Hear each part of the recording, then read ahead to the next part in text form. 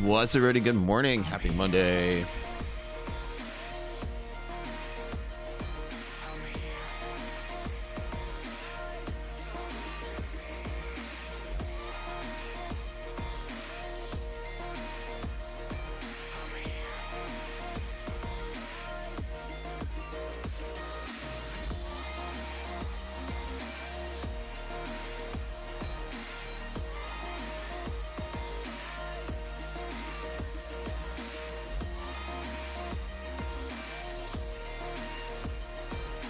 Pretty busy week coming up here. VP numbers coming out. Minutes come out Wednesday. Building permits and PMI. New home sales. Pretty busy news week.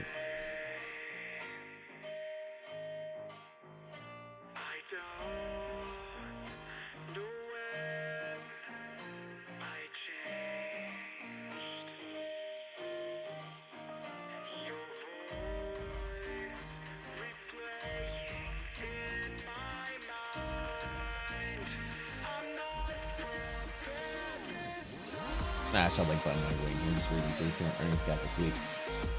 Nvidia coming up. It's gonna be a big mover. Costco, it looks like this week. Like 80-something% for earnings for the most part. Some big companies, and one or two of the other day. Into it was today.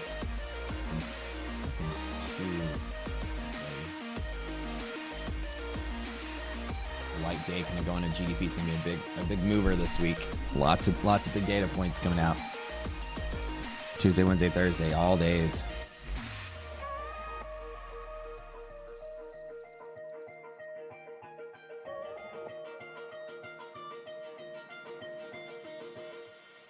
Talk to me honestly.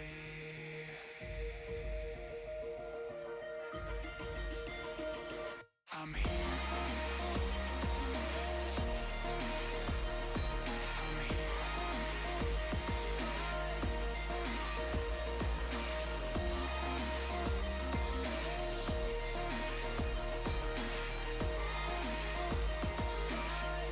We have a new trading month. Fourth Monday of the month. Always starts a new month. We're gonna add a monthly map. We're gonna get ourselves a pretty good view of the market going today. This is the most important day on the monthly map. Where it shifts around the most from one month to the next. The fourth Monday.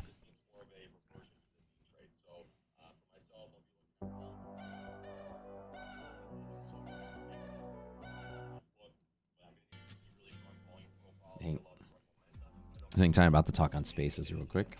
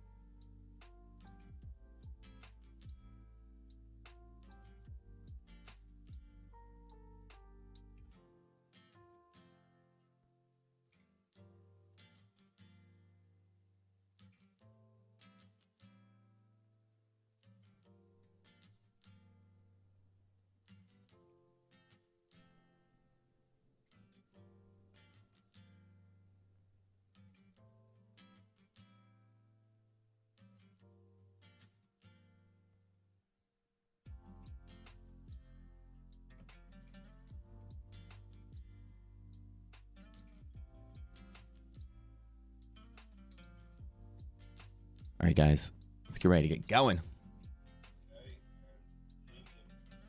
Still optimistically, cautiously bullish. Not going to rush in and chase something. Going to keep our eyes on today. Let's see, can you hear the music here? What's up, y'all? All right. What's up, everybody? Y'all can't hear me? Can you hear me now? Check DD in the morning. They weren't correct. DD? DD Vans?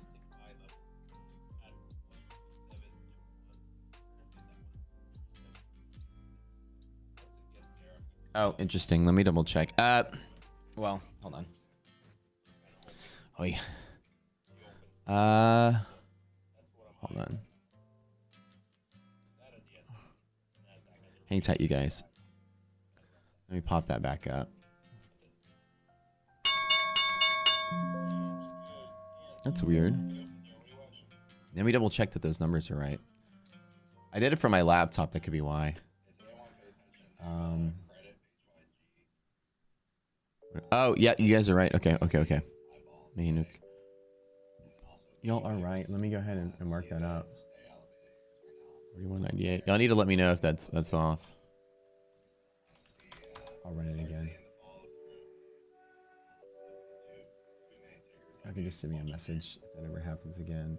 1341. I know exactly why. Alright, so we got our liquidity maps coming through. Everything looking nice and rational across the board. I'm liking what I see. Alright, this should be better. Run the bots. I was visiting my mom. I told y'all she had surgery. I had my laptop, and I usually remember to do this, but I know what step I accidentally skipped on my laptop when I'm remote. Sometimes it. Okay, let's go. We're in a mean reversion long up. Still the same thing. This mean reversion, we had that last week. We're gonna run a monthly map in just a little bit. Let's see what we got. Kind of like smack that in the middle. Okay, let's double check. We got no irrational alerts. A little bit index divergence here. All right, be careful on that. All right, so as soon as DD numbers come through, I'm going to be looking for any support off a hedge for sure. 418. Let's look at QQQ. You're going to be very cautious this week because of all the big data coming out. I'm only going to buy dips off a hedge pressure, so I'm not going to chase highs. I think that the squeeze that was going to happen happened, right? So same thing, mean reverting, cautious Monday. So Wall Street's opening cautiously for Monday. Nothing too heavy there. Our data coming through, almost ready to go. What's up? What's up? Rich, how you doing, man? Long time no see. That's right. One of the OGs from back in the day. Welcome back, dude. Very good friend. Good to see you. Assisted with the yellow lines, one of our oldest, best techniques. Let's go. All right. Data coming through. 0.87 starting to rock on DD, looking great. Okay. Let's double check Russell really quick. So you have a time frame for futures. Our project should be completed within 2 months, and this will not just be a futures broker. This will also be. You ready for this? Every major broker will tie into all at the same. When we launch trading, it's going to be trading with over 80 something futures brokers and every single equities broker. You can name it.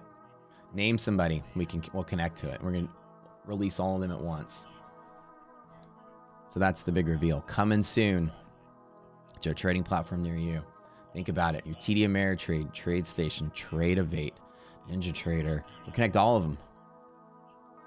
Finally, we're kicking it off day after day. We have a checklist of everything they're trying to get it set up, the authentications, all the stuff getting done right now. Literally pushing through it. Futures data coming at the same time. We're going to unleash all of that in one push. Certain ones will not be able to. Robinhood will not be able to, but we will be able to. And that's up to them. All right, let me double check really quick. Looks like IWM, nice little bull long up here.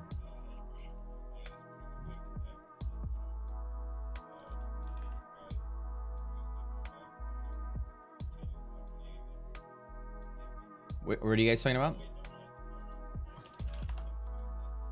I was going to say 180 on the SPY would be great. I'd love to buy that dope.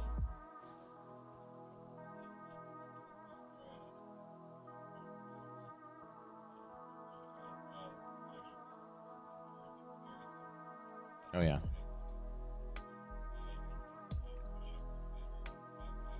Everything's nice and clean for a bull setup, guys. I like it.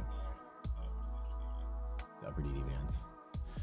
Oh yeah, everything's looking pretty good. And speaking of other stocks that we were talking about this morning, Apple really, I mean, I was just looking really solid today. I mean, it opened and bounced right off a hedge crusher as well.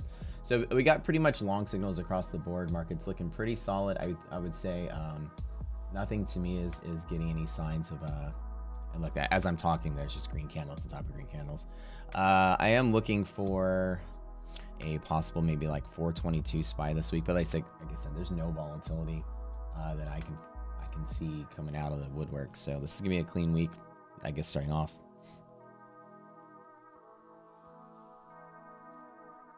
I know I'm saying multitasking. Sometimes I miss trades because I'm like so busy multitasking. Monthly maps coming through, nice and clean, still nice and clean. Same volatility over the next couple weeks. Love it, love it, love it. See, I get like multitasking and I miss the entries. Okay, let's double check gap fills really quick. Yeah, so things are looking pretty solid all across the board. All green lights, golden setup. No problems here. We've got a 422 gap fill, what I was talking about earlier. So any downside dip, I'm looking to fill up to that gap to the upside. Let's look at QQQ gap fills as well.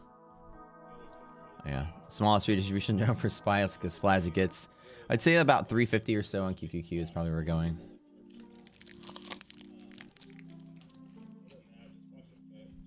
Nice. All signs looking decent.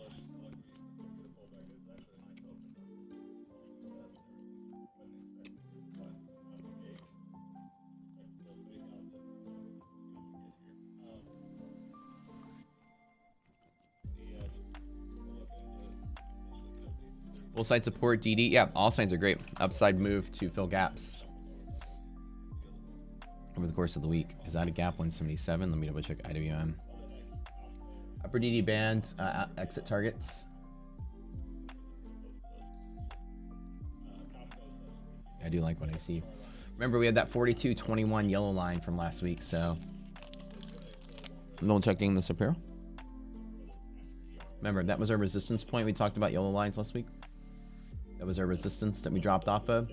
So any action fighting through upper DD band again is my, like I said, I wouldn't bet on a breakout move today, but be very careful at the interaction point at 42.20. It looks like we're gonna try to touch it again. Upper targets on day trades today. I'm gonna be looking at those levels there.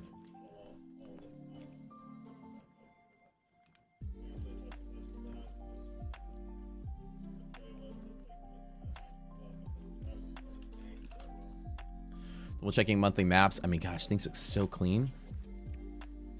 God, it's like such a nice, clean bull market. It's still going. It's still going. This is very bullish the way it looks. Bull side deteriorating, bear side deteriorating. I love it. Bull side deteriorating, bear side deteriorating. Let's check IWM. Just check the smaller caps, see if there's any kind of risk there.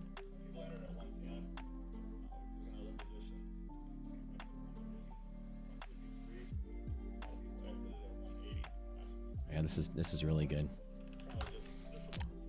QQQ just deteriorating as well. IWM. Little crisscrossy, which is interesting to see on IWM. Let me hold on. Let me refresh that. Make sure that's not a artifact.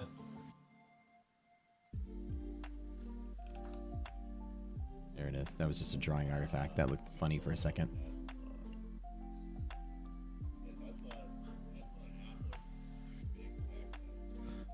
Yeah. Oh, everything's great. Bullish for another week. Hoo-hoo. Across the board. All signs great. All signs good. All signs great. Matt, you bring value to the community, what no one has ever done before, while everyone else is trying to confuse retail. You've been on our side. Thank you. Well, thank you, Matt, for saying that. You know, can I tell you one of the most interesting things that might help you out and help you further your understanding of what it is we did here? So, right, all the last couple of years, right, we know we have Rocket Scooter, we know we have all this potential and all these things. Okay, we're hitting that yellow line right now. Hold on. I took the long right there at that yellow line. I took the long in the 10K account. I didn't take the long in this ETF because I missed it. I multitask so much in the mornings.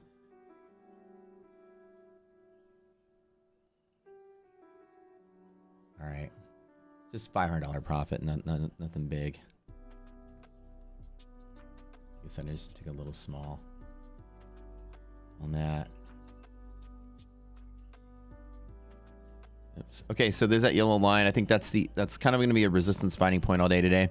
I'm comfortable like taking a quick scalp and getting out. It's $500 profit.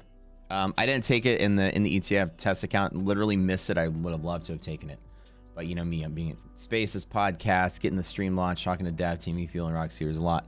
Okay, so the last couple of years, right? I mean, thank you. As people are trying to confuse retail and people are trying to even brokerages and stuff out there, you know, leaving it to your own. You know, you're basically on your own in the middle of a recession. There's not a lot of tools given to traders, really. You know, and there's a bunch of technical analysis, you know, education out there. You can learn how to read charts. But as far as like managing positions and risk and things like that, there's just not a lot you can do. And so let me tell you what our conversation's been like for the last year. How can I get this information from Rocket Scooter to people for under $50 a month?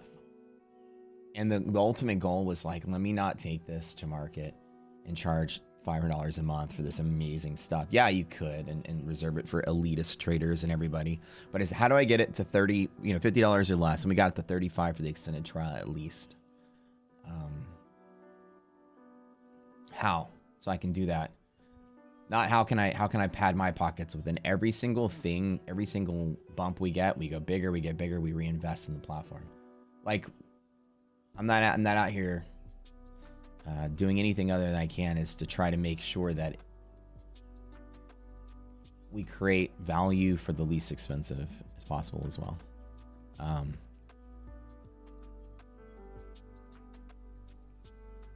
I would be a billionaire if not for multi-time. I know. I missed so much. Oh well. $500. This $500 I didn't have though. I mean that's better than a sharp stick in the eye, as my dad used to say when I was a kid. Anytime my dad's way of saying walk it off, he's like, you know, that's better than a sharp stick in the eye. And I was like, oh yeah, it's true. I should probably toughen up. It could be worse. And the old Cajun sayings.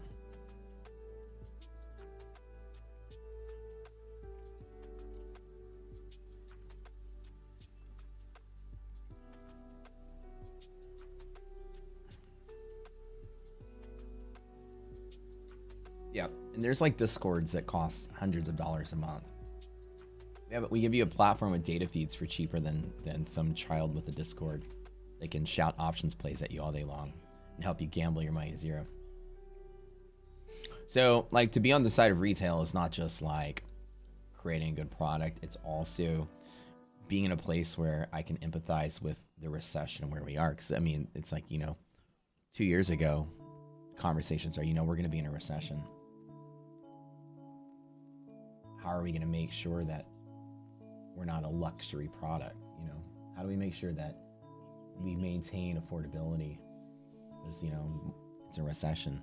And so every decision we've made to drive things to this place, like everybody's like, why is futures data taking so long? You guys should be happy futures data took this long because I got you one hell of value. Not only is it futures data, but it's futures data, futures trading. We're gonna have over 100 something broker connections within 2 months. They're all released at once. And what's it gonna cost you? The monthly fee is not going up. How about that? If you want your futures data, it's gonna be $10 a month. You have to pay your broker. That's it. Your monthly fee will stay the same. How about that? How about that? Cha-ching. That's right. That's right. That's right. That's right.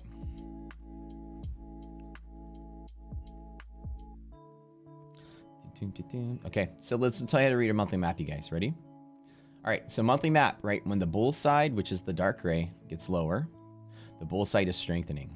When the bear side top is going lower, the bear side is weakening. Over the next month, we see this particular trend. We have a couple of volatile weeks And all these white lines are my gaps. So I mark all my gaps on the same chart. I put in a ticket actually for us to be able to turn off all manual drawings. So do you guys notice how powerful these yellow lines are? Like I said, hey, Rich, I know you're here. Remember yellow lines? Still used to this day. One of our best breakout techniques. I close my trade out to touching yellow line. I just grabbed a small position on the 10K, and I was contemplating. I basically grabbed it like right here after it started moving. I was contemplating getting the one of the ETF, and I didn't do it. And I just basically took the scalp to yellow and closed out. So by the way, if you guys remember Rich in here. So essentially in our group, we would give people like these flight engineer honor positions. So back in the day, there was a tiny discrepancy on the yellow line. It was like close enough, but didn't work out. So Rich was one of the folks that helped us research and solve one of the major pieces of that. And so this is an OG rocket scooter member in here who, like others with that engineer title, helped with building something that you all use today. This community effort building all of our tools 5-6 years ago, and we started gathering secretly in the woods, dancing around a fireplace, dancing around a fire, playing instruments and chanting, slapping a tambourine, and then coming up with our amazing ideas around the fire pits in a dark, enchanted, magical forest somewhere. Rocket Scooter was conceived. Everybody's like, oh crap, it must be Renaissance season. Actually, I love Ren Fair. Actually, the whole reminded me of Ren Fair in high school. That's a new thing as well. Thank you, Rich. By the way, Rich, send me a message if you're still in Discord because you get access to it on the platform. Oh, so you're a lifer. That's like the movie The Witch. That sounds like every October of my childhood, except I was dressed up like a pirate. Where's the mix at? 17 small one.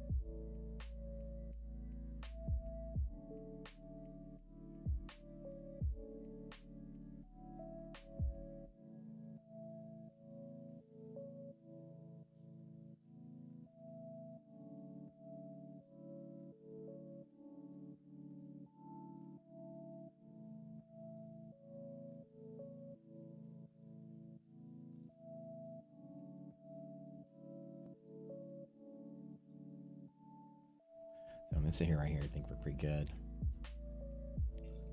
Question I have is, should I take another entry here? All right, that yellow line is just rock solid. We teach this. It's called illiquidity pivots, the way we calculate it. It's calculated. If you guys don't mind, smashing that like button really quick. This exact level was calculated way back here on March 28th. So when the market looked like this, when there's something specific we look for, we have a very detailed process we teach about in our Discord. If you guys are part of the extended trial, you can learn this class in an hour. It's one of the easiest things to learn how to do. From this point in time, we measure something that happens. Okay, I know, and again, this is my reference chart. So like, I'm not staring at this chart to trade with. This is just, I maintain history of these because I'm a very meticulous note taker. I don't leave a single thing unturned. I keep history of all of it. Now, what are these numbers here? Even the Moderna gap. I keep tons of stuff front and center. Each one of these yellow lines will be a pivot when you hit them. The yellow dashed are on the way down. The yellow solid are on the way up. So you can see that there's just a couple of these, and they're projections. They're not resistances from the past. From here, there's a specific number we give you in the bot that you project an exact value, and then that's the number. There's now a bot in Discord that gives you those numbers, and Rich, you were here, was a spreadsheet. Now the Discord bot just gives it to you. And then when we get futures data in the platform, we're going to automate this process, draw these lines on there. They're called illiquidity pivots, and what you have right here, from this exact moment, something happened here that made us mark it, right? So then you mark it, you measure it to a distance, and then right here, there's that 41.36 from this day.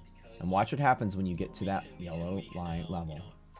As the market rallies, it just runs to it to complete the move. Like, that is the upside range. Anytime you're swinging or trading the index products or any futures contract, there are upside ranges that you always find resistance at, even on breakouts. This is a breakout, and you can see how this day trade broke out, and then kiss right here in the market close, hit it, close exactly there to wrap up that week. That was a Friday, and then we started a new week, and then it's resistance, right? So it's forecast. It's not using past history of price of anything. The moment something happens that we know this is it, we immediately project forward. We don't scroll back on our charts and look at historic data. We immediately look forward at the price. It's a projection, a specific distance that our bot tells you need to look at. Now, how does it work is really cool. But there's that 42.21 calculated for March. Same thing, blam, blam, blam, blam, blam, then overnight touch. And then this was Friday, right? And watch what happened on Friday. It's just resistance. Doesn't mean it's gonna reject and sell off the market, but it means it's resistance. When you touch it, the market's gonna fight it all the time. There's something interesting happening there. And you can't argue with something forecast over a month ago as being resistance with a high volume pivot. Can you not see the high volume that came with the interaction of this? Look at the volume spike that was even greater than the opening volume. We forecast and predict volume where it will be before it happens. I can't wait to automate this, by the way. I'm very excited about getting this process into the platform. Told you to trade the math. There you go, man. All right, let's go.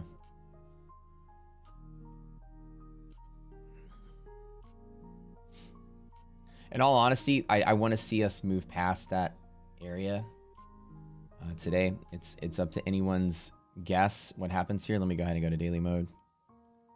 Res dropping hard, right? Do you see what happens when the S&P balances those levels? Pretty cool, right? Again, remind you guys, I want to see the level. 42.21.84 is the area of interest. Or rounded to the nearest tick, 75.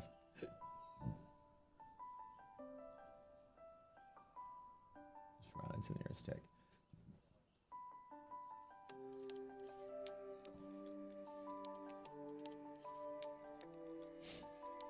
So, bull side ED looks like we're going to hold bull side. I like this. This is great. Let's take a look at some stocks going through here. If you guys want to check out, Apple was looking really good. 173.75 hedge pressure support. Pretty easy bull long up. Apple, boom to half gap. Resilience is still deteriorating a little bit, so be careful here. Make sure this stays above zero. If you are taking any kind of positions out there, make sure you're always watching all your alerts and resilience and such. Don't lose focus of the big three. These are my favorite tools for bias to know if I'm right or wrong. If I'm on the bull side, I'm going to want resilience to maintain a positive number. Clearly, if it's deteriorating off of that yellow line, you see that pivot we took was pretty crazy. Okay, Tesla, let's run it. The illiquidity pocket today, I don't know. I think, honestly, if you want my opinion, I think today might be another relaxed day like yesterday or like Friday. I think that hitting that yellow line and resisting it is going to be the champion for the rest of the day. Like scalping from one pivot to the next is typically what I like to do, like I did this morning. It was quick. I jumped in and jumped out. I was in the trade for maybe 6, 7 minutes. I'm still bullish for over the course of the week, but let's take an eyeball of volatility. I do think we're going to get some downside for me to play off of some bigger dips. And the reason for that is just because VIX is still above triple D, and we know what that means, right? This is one of our other techniques that we look at in futures to understand the potential for volatility in the entire index itself.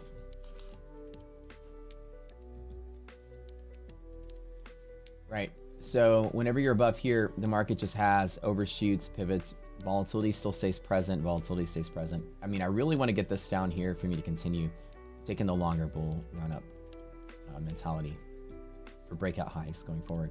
So, you know, Friday kind of just killed our dreams there of a, you know, squeeze to 4,600. Obviously, this was something that I think we'll have probably by the end of the summer.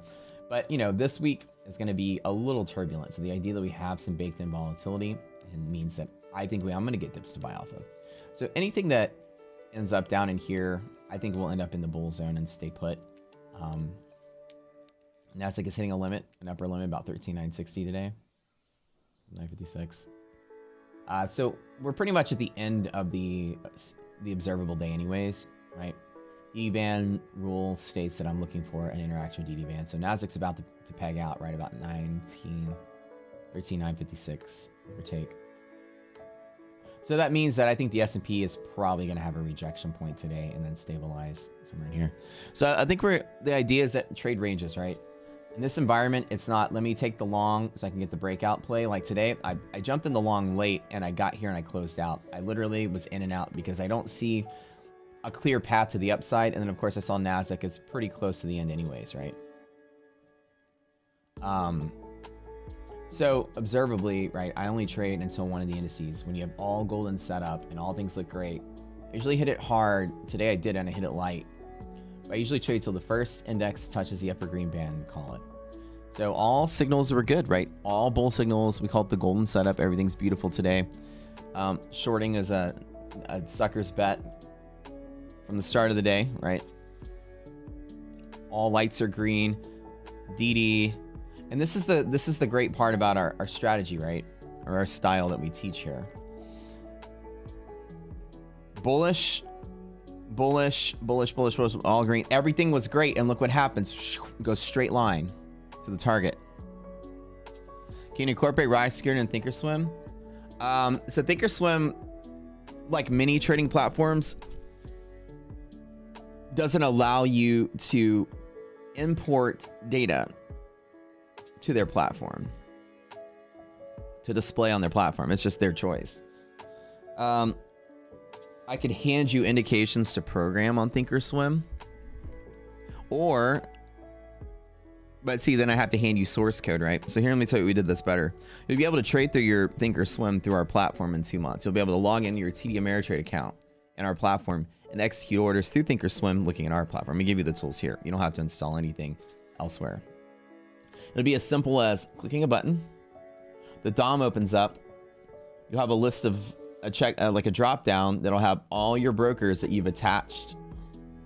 And you just select your broker and then you can order to whatever broker. You're like, hey, I want to send my order to Trade8 right now.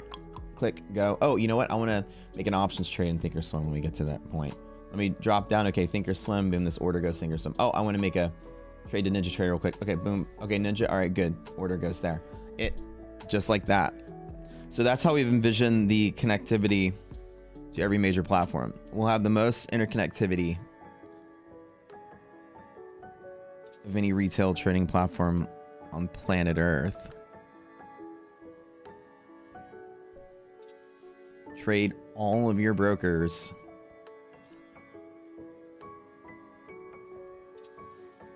in one spot.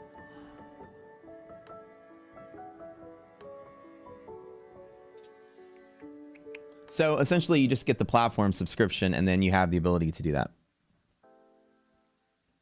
Many of you are unable to access the Pro platform. You get a black screen. Let me see.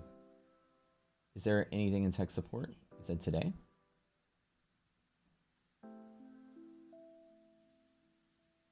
Can you post a screenshot?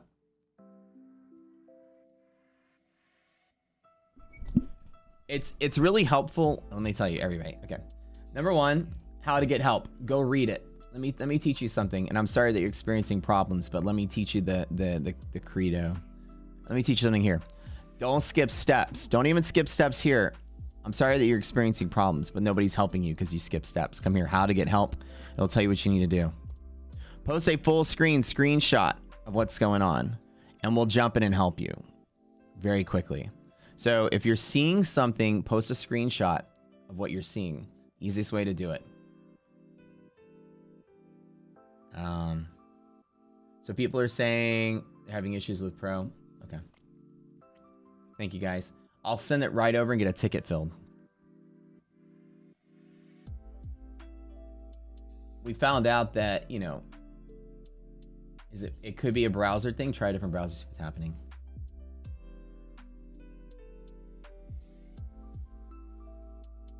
All right, hold on. I don't know why it's working with mine.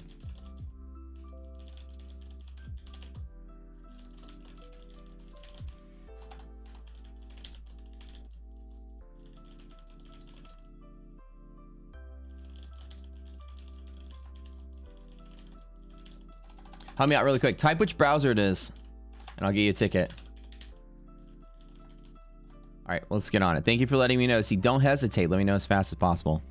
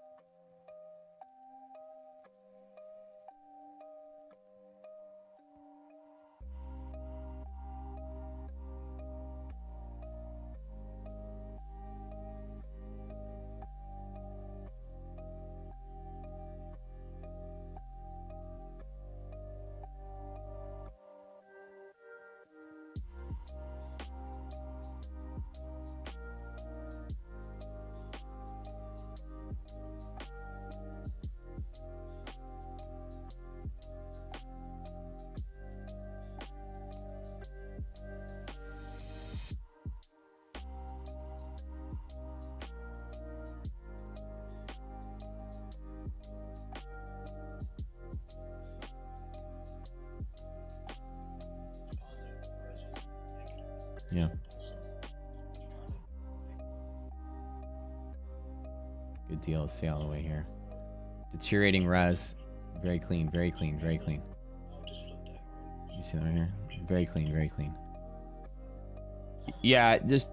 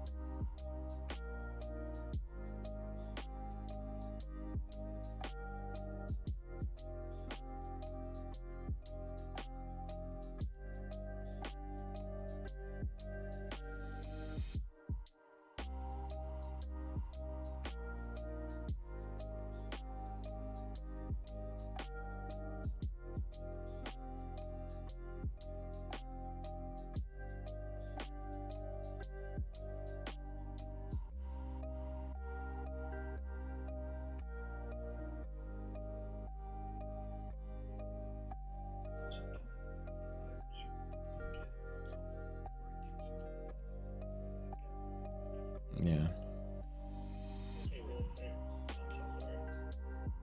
Tesla hit our 185 top here also at the same time. Pretty solid there.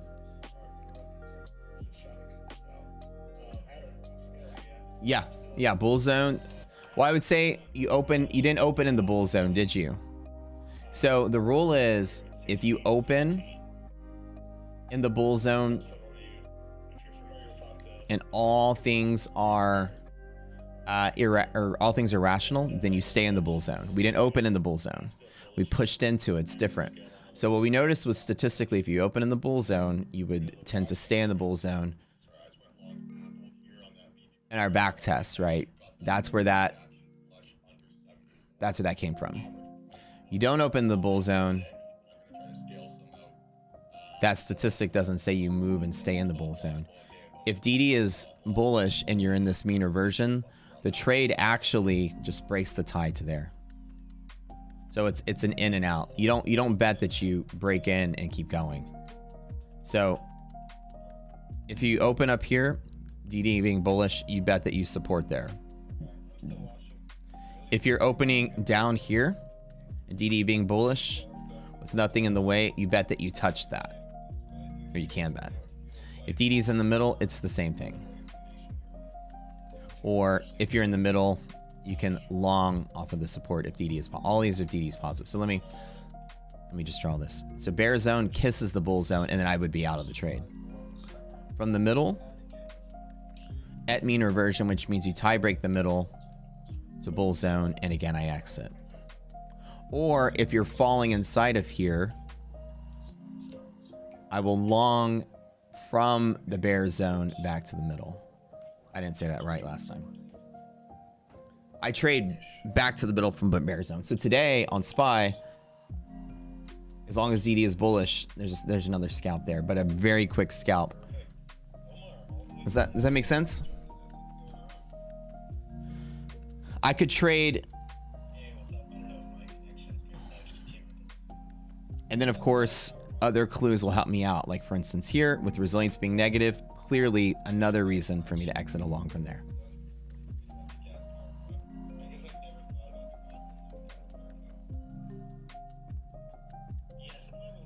Does that make sense? So mean reversion goes from wall to middle, wall to middle. And so wall to middle is a great trade with DD being bullish. If I were to close out in the middle and hold on to a runner, I would exit my runner right there as well. But I would only trade that we cross through this area if res was positive. Does that make sense? We have a clear index divergence with NASDAQ being great and the S&P being garbage, right? You guys like that? Looking pretty solid there.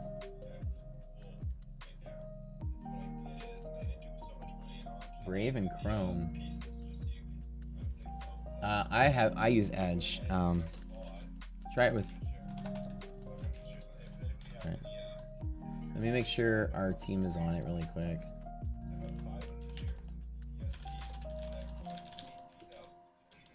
Well, I can look up tickers you guys want me to look for, so send me up here while we're getting this.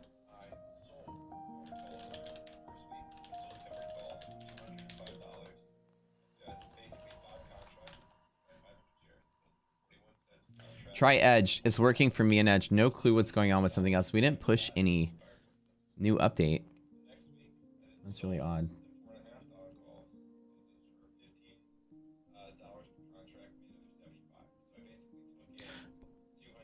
Yeah.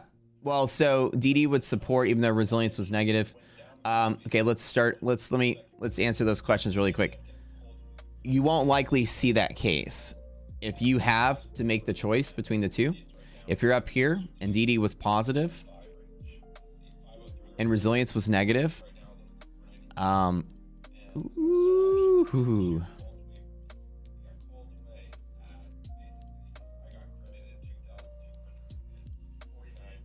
Hold on. We're talking about, let me solve one problem at a time. So other people, it's working for Chrome, Safari, others. Yeah, working for me too.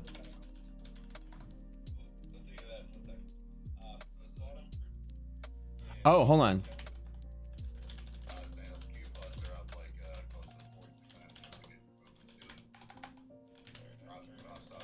Okay, hold on.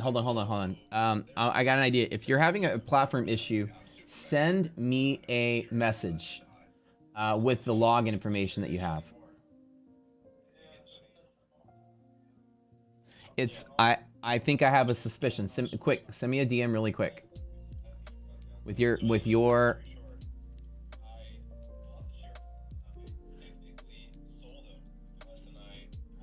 I got an idea.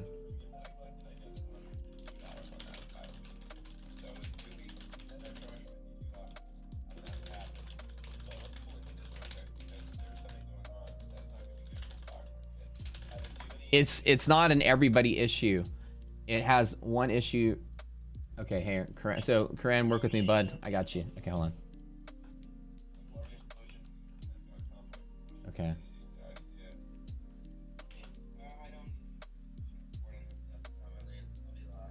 Explosion in Washington DC. Okay.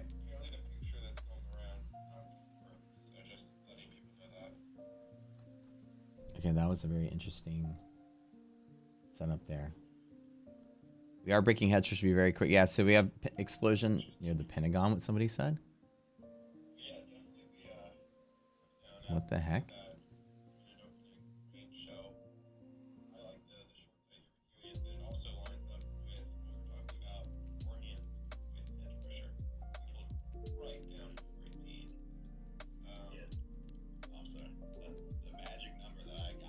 That's exactly right.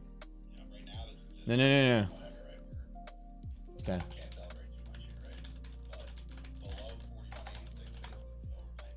Okay. I think I figured it out, guys. Hold on.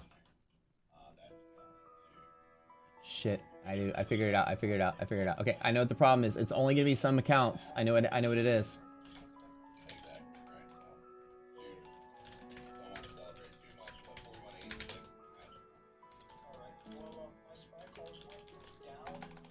Okay.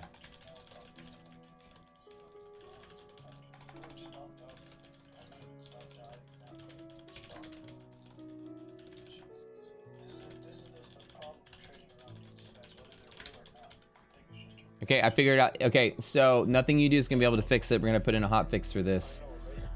Your display is being covered up. Try on the black screen. Hold on. Try hitting escape and seeing if that backs out of something. There's like an overlay covering up your platform.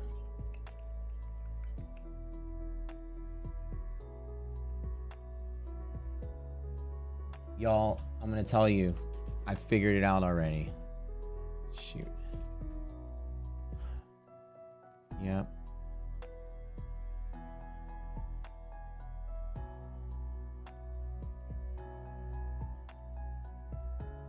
Okay.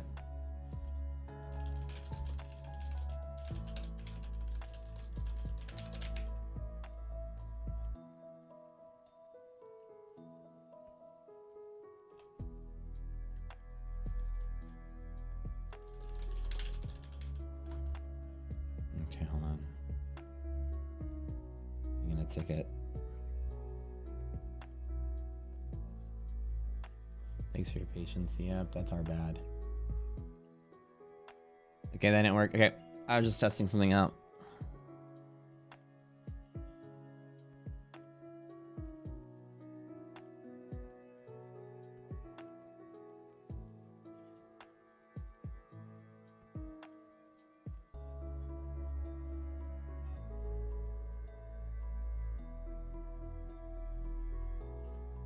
Okay, I got you guys.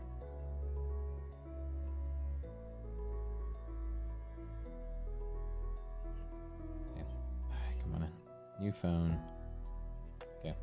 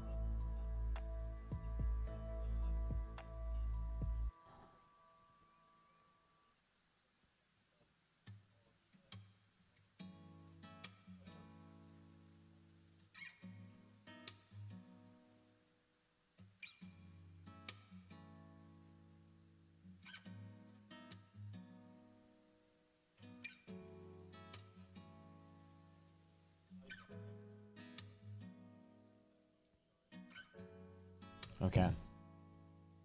So in this particular case, right, what you were saying earlier, what happens if DD is positive and resilience is negative? You're not going to really see that when you open up in here that often. So in this particular case, you're going to have volatility.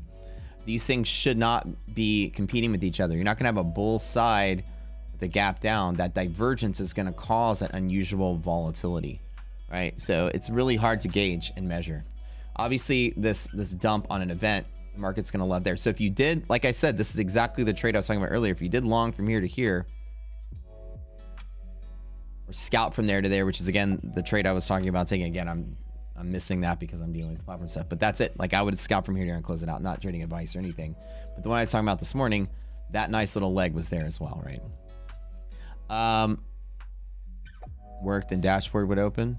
So Robert, wait, dashboard would not open. Went to app, logged back in, worked, and then dashboard would open. Yeah. So they're looking on it. Okay. The guys are on it right now. Okay, looking great.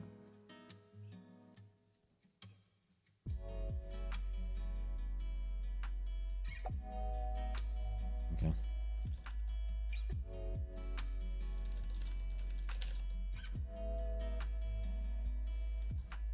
I can actually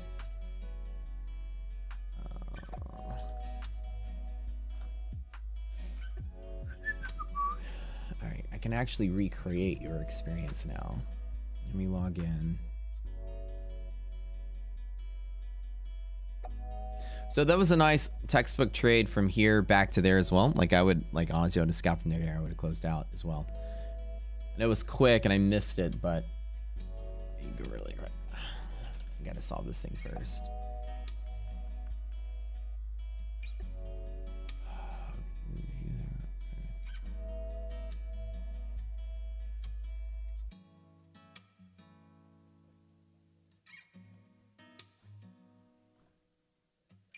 Right.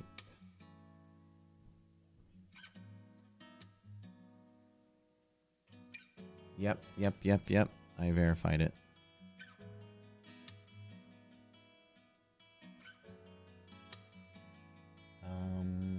Okay.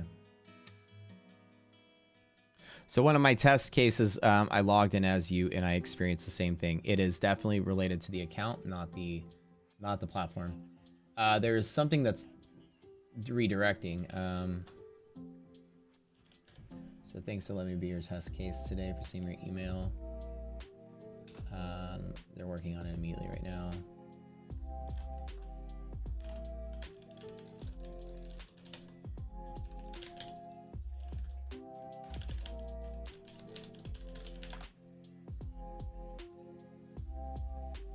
All right, let's see how quick they are getting this. You know, like the team is super quick right now. I love it. Okay, sorry about the inconvenience, you guys.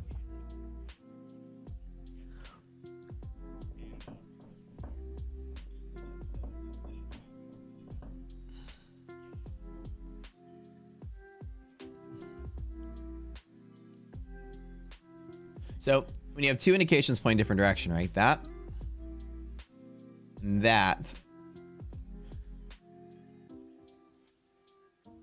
DD is the winner of the two when they're fighting. You don't normally see them do that, but when they do stretch like that, then it becomes very volatile. Resilience is going to want things to be below here. DD is going to want things to be above here if you're above, or at least push to there if you're below, or push to the middle if you're down here. So do you see that there's pivots all across the board? Let me go through all that again really quick. All right. So if you open up here, DD is going to want to support. If you open inside of here, DD is going to want to trade in the middle as support at the bottom. So DD supports here, just in the middle. DD supports here if you open above. We didn't open above, so the qualification is there. Resilience is going to want to push things down. So there's like a V shape inside of there. From the middle, if you support the middle, it's going to want to at least touch that as support. I mean, as resistance, and then be done. Actually, I don't want to draw the arrow there, but basically the tap. So I don't bet that you break and break and break and keep going. From the middle, DD breaks the tie. That's that rule. From bear zone in a mean reversion, DD supports the bear zone to the middle. So you can see that there's like move like that, right? Exactly as I drew. You see that exact play out. As the two are fighting each other right here. And then, like, if I were to buy the dip from hedge pressure, I would have closed out right there. Because it opens in the middle. I don't bet that it goes bullish and stays bullish. Does that make sense? Trust DD more and res. Not trust more. They're both equal. DD just produces more volume at the pivots. So we outrank. When you have two that point at each other, they're going to have two different mechanics. They're going to fight. So the one that has a higher volume outranks the other one. DD is anchored in bullish positions that last for long periods of time. Resilience is mostly the imbalance from yesterday to today's closing and opening imbalances, right? It's satisfying a smaller imbalance. This is satisfying risk baked in for months. So DD is going to have a lot more positional representation. It's going to have a lot more validity for pivoting the entire market for longer because it represents so much more money.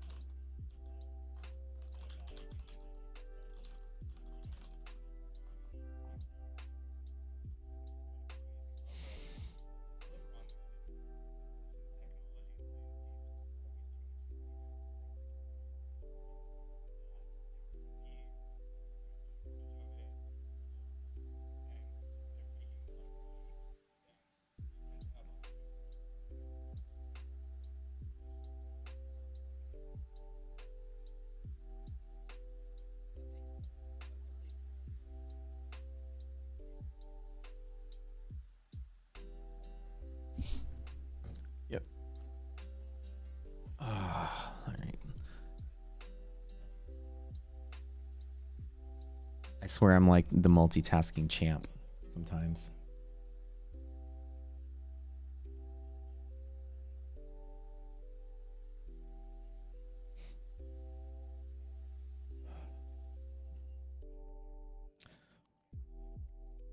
So I don't see any more trades today to take. All right. Right there, we got the fix in. We're good. Like the long I trade to yellow line would be great. Just waiting. The hedge pressure long or bear side support back to middle is a trade that I would have taken as well. And then everything here is just done for the day. Nothing else. Nothing else I'm going to try to take.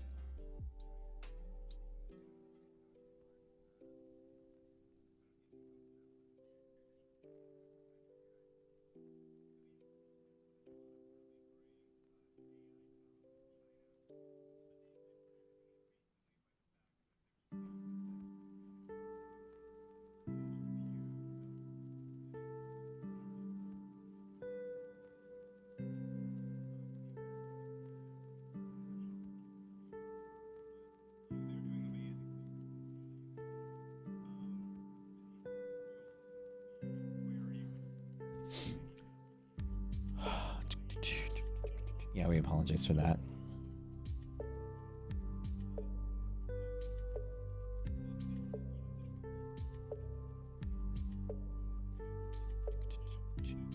More impressed by your seemingly infinite patience.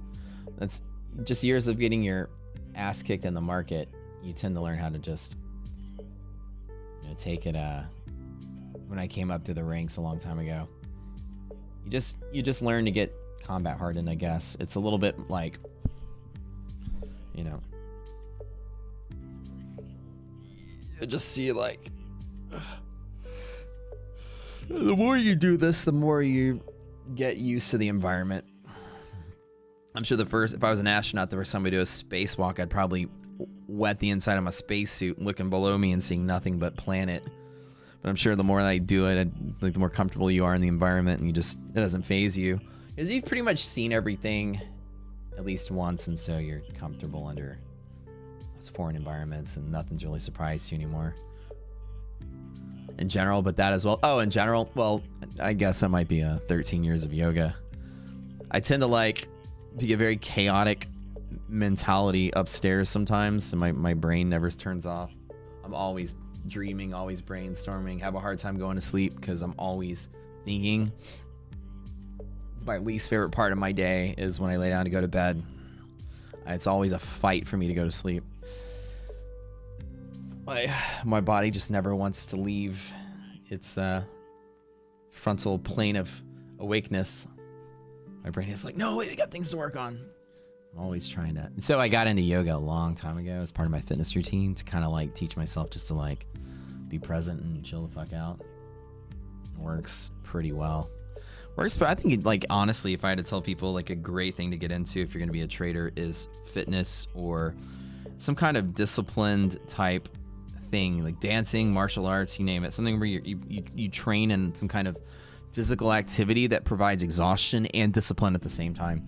Those things come from, yeah, like dancing, martial arts, yoga, anything you do that raises your heart rate and makes you sweat, but at the same time teaches you discipline. What other skill set is better for trading? Your heart rate gets racing and going crazy, and you have to have discipline under duress. That is why things like that are great for traders.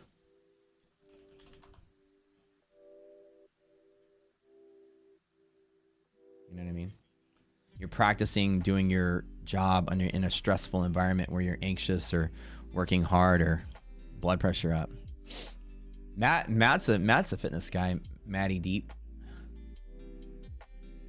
definitely works out. Like it's always something that like gets you used to having like discipline while your body is trying to like control you with its feelings, right? You're exhausted, like sit down, like just rest, and you're like having to mentally kind of push through to maintain your consistency, you know? It's great practice, I think. Your brother-in-law's client used to be a professional tennis player that turned to day trading, does great. Like honestly, I have this theory that if you're a world-class athlete, you're world-class at anything you put your hands on. There's something about an athlete's brain and body that just makes them great at everything. My little brother, he's a professional baseball player, right? After he retires, anything he does, he just excels at. It's like it's in your blood to excel at anything you touch. So world-class athlete is world-class at anything. You could transfer yourself into doing anything, except for world-class athlete in one sport. You really can't be great at every other sport if Michael Jordan playing baseball didn't tell you anything.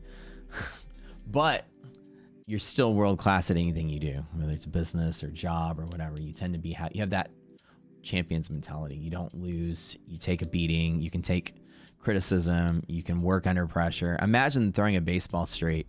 And imagine throwing a baseball straight with, 30,000 people screaming at you. Imagine trying to work under an environment like that. It's a whole different mindset to compete in a sport for an audience, right? Just sold a credit spread. Nice. Rocket Scooter has made you a better Fortnite player. I know it sounds silly, but it's true. I mean, the thought process of being patient and measuring your risk, especially whenever you're gaming, I'm a gamer. I used to be a competitive gamer when I was in college. And so, you're thinking about risk and reward every single time you turn a corner in a first-person shooter. You're always like, every single thing is opportunity cost. What's the risk of me dying? What's the risk of me getting the point? What's the risk of me putting my team in? You're always thinking about like all your options every single time you turn a corner. You unload half a mag and you're like, should I reload? Or is there a possibility, should I turn this corner and reload? Should I reload before I turn the corner? You're always thinking like those possibilities,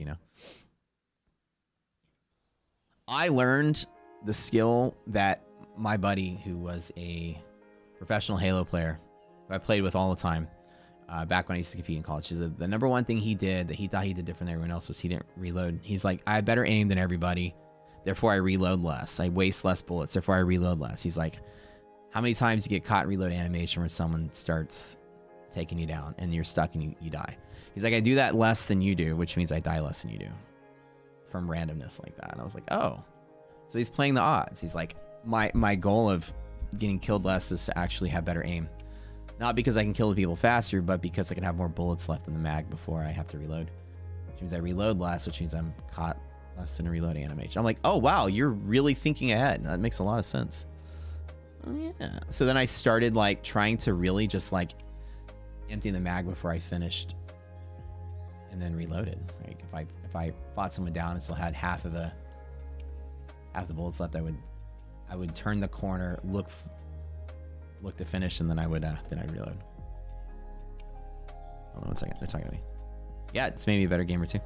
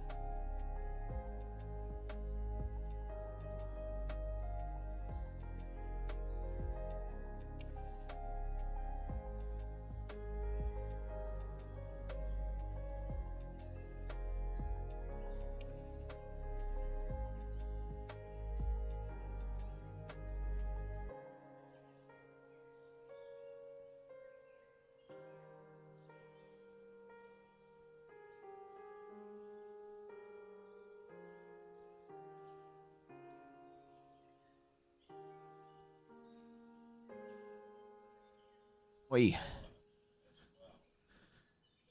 Indication along, well, in general, monthly hedge pressure is just bullish structure on the longer term.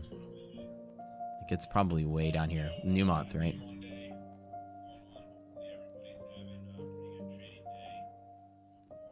Let me double check on the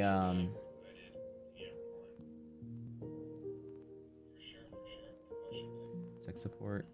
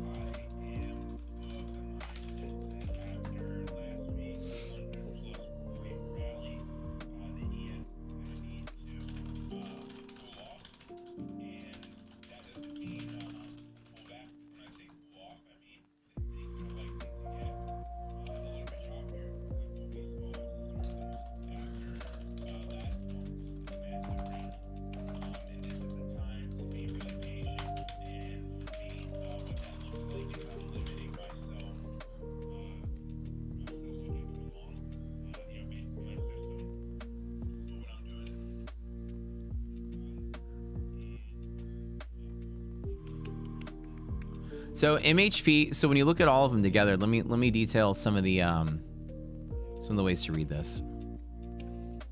Right, so the liquidity map today, the long up is where we are, and we open kind of in the middle. When you open in the middle, you don't really expect the market to break out either side. Opening in the middle tends to stay in the middle. Opening bull tends to stay bull. Opening bear tends to stay bear. So opening in the middle tends to migrate or hug the middle. We're seeing that today. inside of here, it's obviously going to love that middle. Like we touched it once, touched it again, trying to make its way back there again. If we were to open in the bull long up, which means you open up here, then of course supporting the open price is a bullish setup. If you open in here, just like you did today, but it tends to stay there. What we've learned over the years is that you have one of three options. You're either opening in between bull and bear zone, you're either opening bullish or opening bearish. And in our back tests, when all the signs are rational, roughly 89% of the time, it stayed where it opened. If you open inside of here, 90% of the time, or 89% of the time, it would tend to stay in there, which basically just means Wall Street doesn't shift big amounts of risk all day long. Bulls tend to hold the fort for long periods of time. Bears tend to hold the fort for long periods of time. They change slowly. If you open bearish, no matter what happens, you tend to stay and close kind of in the same area without a news event or catalyst to change sentiment, right? So we open in here today. My brain just says, you know, any trades I can get from the extremities to the middle are great scalps, and that's basically it. If we were to open in this bull long up, an example would be here. Say that we opened up here, then if you support the open, it's a go. It's a gap and go, right? If hedge pressure was here, if it fell to hedge pressure, it's also a support back up to open. There's a V-shaped move like that. And then monthly hedge pressure, wherever it is, could be support. At the start of the trading month, which is now, monthly hedge pressure tends to be very far from price, whether it is bullish or bearish structure. Over the month, if price is above hedge pressure, it's just like bullish for the month. As the month goes by, let me draw a month of price. This is a month of price from here to here. If price doesn't go anywhere, monthly hedge pressure tends to like move towards price as the month progresses. So at the start of the month, which is today, the first day of the new month, the fourth Monday of every month is actually the start of a new trading month in options. So monthly hedge pressure tends to be very far away, because it's only we have it sensitive to just the front month. So in this particular example, you can see that monthly hedge pressure is way down here. It just means how ingrained into longer term bull sentiment we really are. If monthly hedge pressure was here, I would still be bear minded. So the fact that we're so far away, I'm still bull minded. I'm still looking for dips, looking for dips, looking for dips. Number two is monthly map, which also forecasts months in advance, but looking at the walls, which is a different exploit. It also shows strengthening bullishness and weakening bearishness, at least over the course of the next 2 weeks. So both of these things, walls and hedge pressure monthly, are showing longer term bullishness. So I'm just, my brain is like, I'm going to find dips to buy, dips to buy, dips to buy. Very rarely I'm going to push the short button. Exactly right.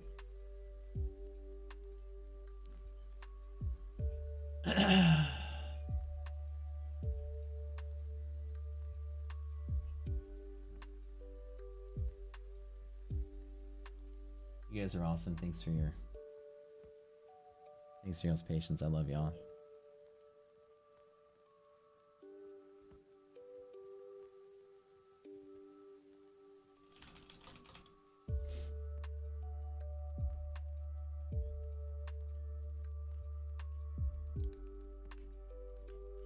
I agree with you, Matt. Towards the middle of the summer or leading into next quarter earnings, right? You can see that the market's still going to squeeze higher on that slowdown with the Fed, right? Not raising rates as aggressively. And then toward the middle of the summer, you're going to start to see the fuller effects of the recession, right? You have unemployed people, coming into a lot of stress, keeping their bills afloat. You're going to have QT, as I already said. You're going to have that idea that is the Fed going to cut rates? Are they going to stay at zero? Are they going to start raising rates again? You can see the Wall Street's just comfortably bullish in the short term. It just shows you right about the middle of July. Remember that pivot was actually at the end of July last week, right? So basically it pulls back a week. So the market is still bullish shorter term. The middle, right? We basically have 2 more months of non-bearishness, at least in positional, right? And then people are willing to take profit or be less bullish, closer to the middle of the summer. So leading into quarter 3 earnings, or essentially, I think the next quarter earnings are going to be really bad. I think Wall Street's just betting on that short squeeze continuing And then people are really starting to anchor down and betting that the next round of earnings is going to really carry over all the bad fundamentals we see. People getting unemployed and laid off in January of this year. You know, at first you're trimming the fat and it's bullish for the bottom line for companies. But then as time goes by, if orders are down, which is what we're seeing, then, you know, inventories are going to stockpile. People aren't going to buy as much stuff. And then, you know, you have unemployed folks. And prices are coming down. That's a good thing. But productivity is down now because you laid off essential folks. So it's a double-edged sword, you know. Inflation is going to come down, but then you have fewer people with jobs spending money on stuff, which means the economy is just going to slow down. And people really see that. The jobs numbers, I think, is pure reflection of that. You know, 6 months after you've been unemployed, you know, you're going to be very tight on your money at that point. There's only so many times you can float a late payment on stuff where you start defaulting on things or running out of options. Right? So this is a reflection of the lag time of unemployment. That's all I can say. I don't think the Fed is going to do anything other than go to zero and stay at zero. If they need to rescue the stock market, they may inject some hope into the arms of Wall Street by cutting rates 1/4 of a point or something to really put some bull pressure on the market. But in all honesty, I don't really see anything other than the realities of a recession. You have unemployed folks, someone's salary is their spending, which is someone else's salary, which is their spending, et cetera, et cetera. Fewer people spending money, commerce slows down, fewer people in jobs, less money going into the stock market from 401ks, so you have like less liquidity, more volatility, yada yada. It's just the same mechanics of every recession you've ever seen. The actual slowdown. And people are just kind of betting midsummer going into, you know, as you know, August, September. It tends to be pretty bad sometimes, right? I know the seasonality, and I hate looking at seasonality because it's just, I think that's more anecdotal than anything. But I think people are betting on this quarter earnings reflecting, while we're going through these like shining earnings where basically companies on paper look great, any good trader worth their weight, like we've been telling you, you know, earnings are going to be great. Why? Well, you trimmed off all your Zoom calling employees who didn't do anything. And that's going to be great. You get all this money, invest in yourself and infrastructure, which makes you beat all expectations, right? Somehow you made a lot more money than everyone thought you would. Well, why? Because you actually just fired people that weren't doing anything. That's not really a long-term solution. You just found a new equilibrium. And so Wall Street's priced in that new equilibrium. Companies can operate leaner. Okay, so are they going to produce more? Oh, well, they're actually producing less. They're operating leaner, but they're producing less. And there's less people spending money, so sales are down, revenue's down. Inflation's better, so margins are better. So companies might be making a little bit more profit, but sales are down overall.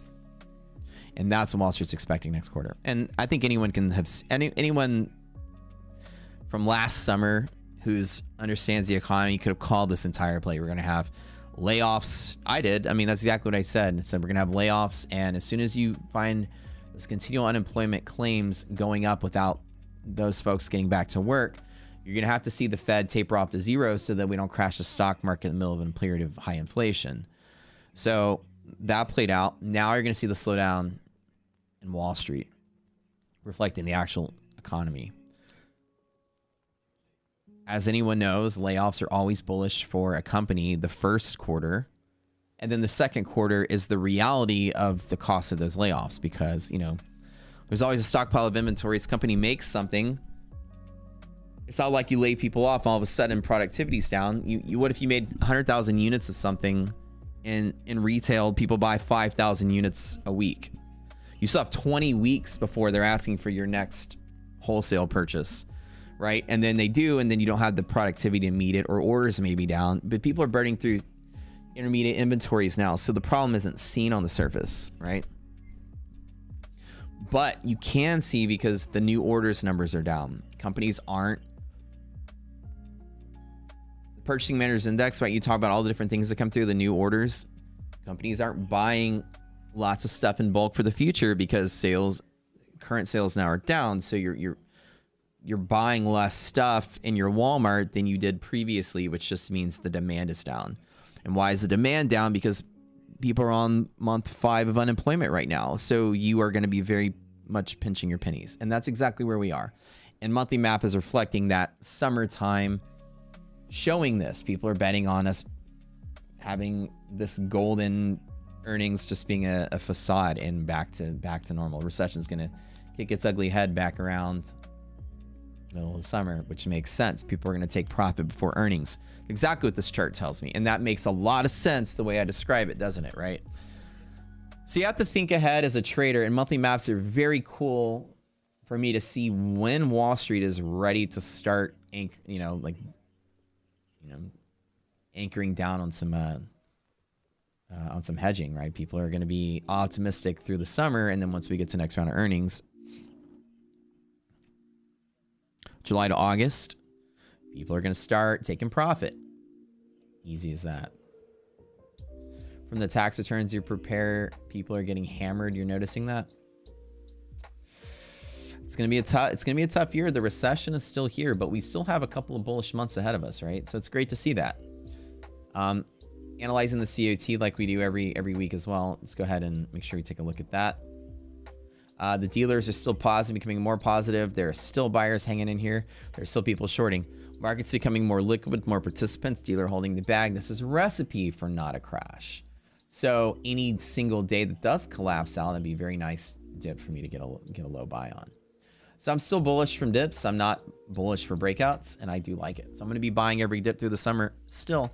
And I like what I see. And speaking on that note, let's go ahead and call it a day. Everybody, we're going to continue this in Zoom in about 20 minutes. Let's go have a Zoom call. We're going to do our morning Zoom. If you're not part of Rocket Scooter, join the extended trial. It's probably one of the coolest things we've ever done. You can learn everything we teach and access our platform and get your data feeds for $35 a month. You can join the crew for 3 months. See if you like it before you commit. It basically covers your data costs, the platform, and everything else is free. So it's like 3 months of hanging out and learning everything it is we teach. Give you some risk management to your diet. Teach you how to make trade plans. Everything. We're going through that boot camp right now. Join us. Sign up. And we'll love to share with you all of our knowledge. Thanks for tuning in. I think we're going to sit here all day for the rest of the day. Market's probably going to do much till lunchtime or later.